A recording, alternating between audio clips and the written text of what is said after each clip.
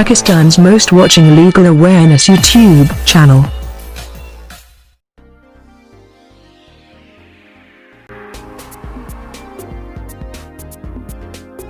Bismillahirrahmanirrahim. Alhamdulillahi Rabbil Alameen. Assalamu alaikum friends and viewers. I hope all are fine. This is Mubashir Iqbal Chauhan, Advocate High Court and Legal Lecturer.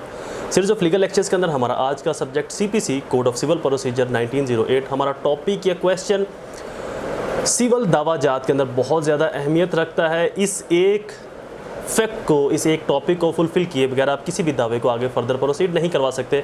हमारा topic है समन। समन क्या है, कब file किया जाता है, किसको भजवाया जाता है, कब भजवाया जाता है, अगर ये ना भजवाया जाए तो क्या होगा, अगर भजवाया जाए और सामने वाली पार्टी ना आए। तो इन तमाम चीज़ों का आज हम कंप्रीहेंसिवली डिस्कस करेंगे। लेक्चर स्टार्ट करने से पहले एज़ यूजुअल अगर आप मेरे YouTube channel law and communication skills के ऊपर नए हैं तो रेड बटन को क्लिक करके मेरे चैनल को सब्सक्राइब करना, साथ में ही बेल आइकन को प्रेस करके ऑल नोटिफिकेशन करना ना भूलें, ताकि ऐसे ही फर्दर तमाम इन्फॉर्मेटिव लेक्चर्स आपकी एक्सेस में रहें और उनके नोटिफिकेशन आपको बर वक्त और टाइमली मिलते रहे। सेकेंडली, मैं अपने लेक्चर्स के जो नोट्स हैं उनका लिंक नीचे डिस्क्रिप्शन के अंदर दे दूंगा, वहाँ पर जाकर आप इनको फ्री ऑफ कॉस्ट डाउनलोड कर सकते हैं। फर्दर मोर मैं अपने लेक्चर्स की फ़ीस बताता चलूँ। मेरी फ़ीस आपने 3 स्टेप के अंदर पे करनी है। फर्स्ट स्टेप कम से कम 10 रुपये डोनेट करने हैं, सेकंड स्टेप कम से कम 2 लोगों की हेल्प करनी है, और थर्ड स्टेप मेरे पेरेंट्स के लिए दुआ, अल्लाह ताला उनको सेहत तंदुरुस्ती अता फरमाए। अगर मेरे लेक्चर से आपको फ़ायदा मिले तो मेरी फ़ीस आपके ऊपर बाइंडिंग है, अगर मेरे लेक्चर से आपको फ़ायदा ना मिले तो मेरी फ़ीस आपके ऊपर बाइंडिंग नहीं, इसेंशली नहीं।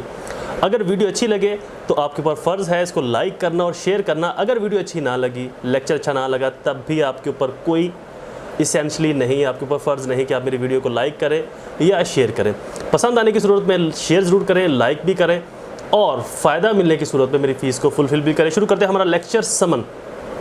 बेसिकली जब भी हम सिविल दावा फाइल करते हैं अपनी रेड्रेसल करवाने के लिए, अपने ग्रीवियंस को जो हमें, जिससे हम हर्ट हुए हैं, उसकी रेड्रेसल के लिए, उसकी दाद रसी के लिए जब हम कोर्ट से रजू करते हैं, जिस पार्टी के ख़िलाफ़ हम कोर्ट में जाते हैं, जिस पार्टी के ख़िलाफ़ हम कोर्ट से दाद रसी ले रहे हैं, रेड्रेसल ले रहे हैं, कंपनसेशन या व्हाट्सएवर कुछ भी other than criminal proceeding.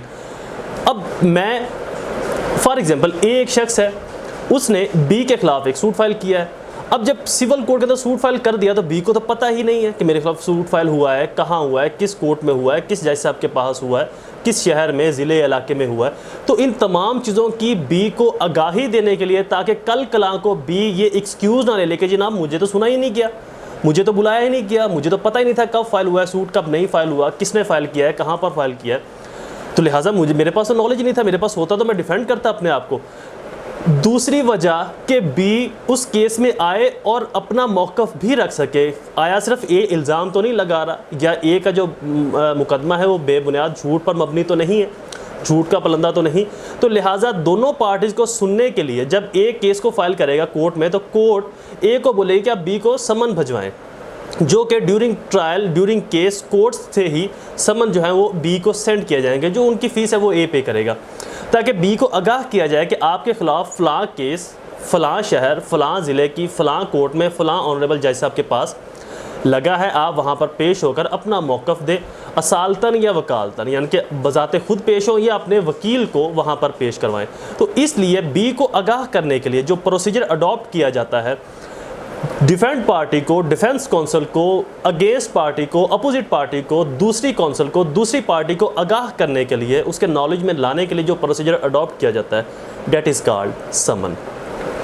Reliance section summon का जो है वो 27, 28, 29, 31 and 32 section CPC 1908 and order 5 and 14 CPC का ऑर्डर डील करता है। डेफिनेशन ऑफ समन मैंने आपको बता दिया है, उर्दू में इंग्लिश में पढ़ के सुना देता हूँ। An instrument commence of civil action, special proceeding and its mean to acquire jurisdiction over the party. अक्सर लोगों का ओवर द पार्टी ये वही, अक्सर लोगों का ये शिकवा आता है कि जी मैं तेज़ क्यों पढ़ता हूँ। तो जो चीज़ मैंने रीडिंग करना होती है नोट्स से, चूँकि नोट्स आपके पास भी जब होंगे, आप मेरे डाउनलोड कर लेंगे मेरी डिस्क्रिप्शन में जाकर वीडियो की, तो नोट्स पढ़ना वो ज़रूरी नहीं होता। तो इसलिए मैं नोट्स स्पीड से तेज़ी पढ़ता हूँ, ताकि टाइम कम से कम जो है टाइम के अंदर लेक्चर वाइंड अप हो सके और ज़्यादा से ज़्यादा आपको समझ आ सके।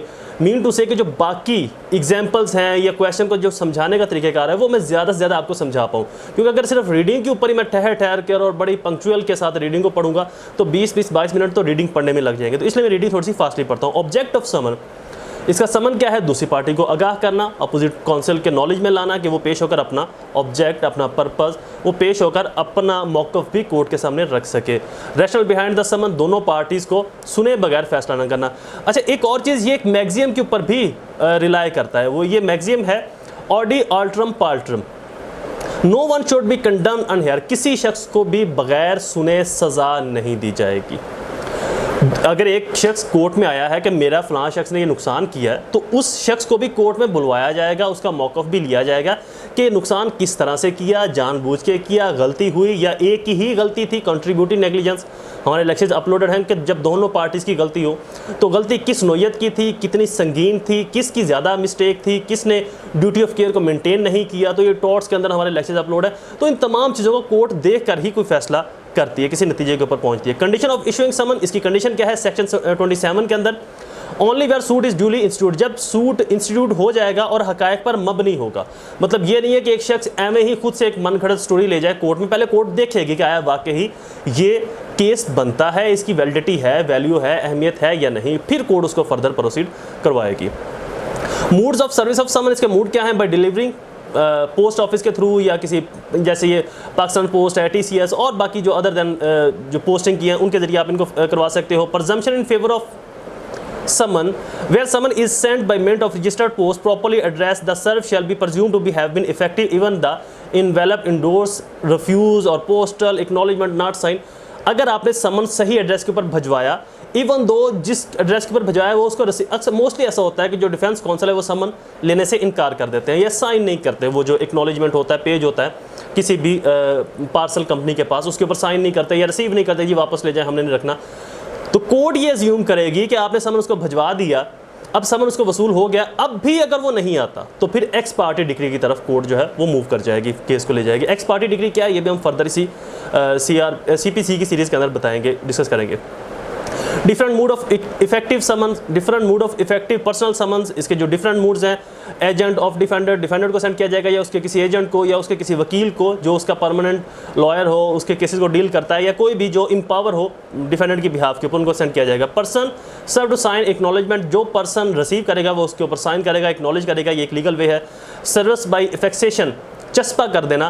Condition precedent, refusal to sign acknowledge, defendant can not be found has no agent, जो एड्रेस था वहाँ पर डिफेंडेंट नहीं मिला, ना उसका कोई एजेंट मिला है, तो उसके घर के बाहर, उसके किसी ऑफिस दफ्तर के पास जहाँ पर उसकी रहाइश है या आना जाना है, या किसी ऐसी गली की नुक्कड़ में, चौराहे में जहाँ से वो गुजरता है या गुजर सकने का इम्कान है, तो वहाँ पर भी ये समन नोटिस चस्पा कर दिया जाएगा ताकि वो इसको पढ़ के कोर्ट से रुजू कर ले। सब्स्टिट्यूट, ये आगे इनकी हेडिंग्स है वो आप देख लीजिएगा, इतनी इंपॉर्टेंट नहीं है।